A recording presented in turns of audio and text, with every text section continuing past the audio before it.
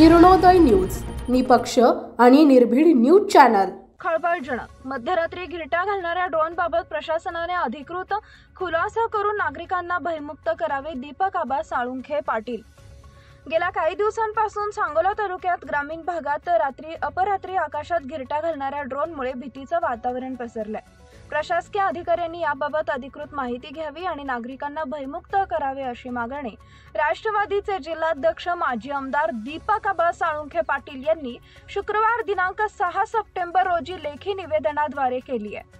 Doctor Piyush दादा साळुंखे पाटील, अशोक शिंगारे, तुकाराम गिरडे, निरंजन गडहिरे, सुयश बिनवडे यांनी हे निवेदन दिले।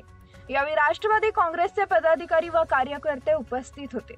गेल्या काही दिवसांपासून सांगोला तालुक्यातील कोळा, जुनोनी, नाजरा, बलवडी, चोपडी, चिंके, घेरडी, हंगिरगे, वाकी, आलेगाव, जवळा परिसरात रात्री अपरात्री आकाशात ड्रोन गिरट्या घालत असताना निदर्शनास आलं। ड्रोनच्या माध्यमातून चोर रेकी करून चोरीची तयारी करत असल्याच्या अफवेमुळे सांगोला तालुक्यात रात्रभर महिला, लहान मुले, वयोवृद्ध नागरिक तसेच सर्वच नागरिक भयभीत होते। शिवाय ड्रोनच्या बाबतीत सोशल मीडियावर वेगाने पसरत असलेल्या अफवांमुळे ग्रामीण भागातील जनतेत आणखी असुरक्षितता वाढू लागली आहे। पोलीस निरीक्षक तसेच तहसीलदारांनी याबाबतीत वरिष्ठांशी चर्चा करून नक्की हे ड्रोन कशासाठी रात्री अपरात्री फिरत आहेत याची माहिती घ्यावी आणि अधिकृतपणे यावर खुलासा करावा असंही या निवेदनाद्वारे माजी आमदार दीपक आबा साळुंखे पाटील यांनी नमूद केलंय। नागरिकांनी अफवांना बळी पडू नये।